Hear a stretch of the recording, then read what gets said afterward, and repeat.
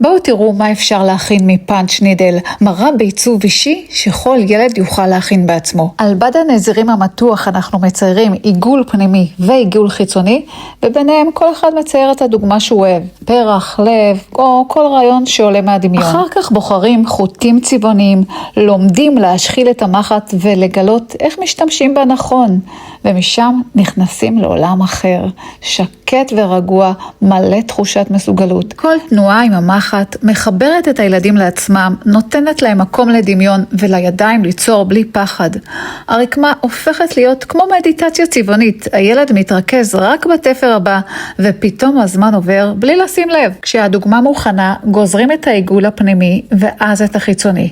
עושים חתכים קטנים לאורך הקצה, מדביקים את הבד פנימה, הופכים את כל היצירה, ומה שעושים אחר כך מדביקים מראה עגולה על קרטון. ואז מעתקים מעליה את יצירת הפאנץ' נידל שיצרתם. תראו איזו תוצאה מהממת, וזאת רק אחת מההפתעות שמחכות לכם בקייטנת הקיץ של גזור.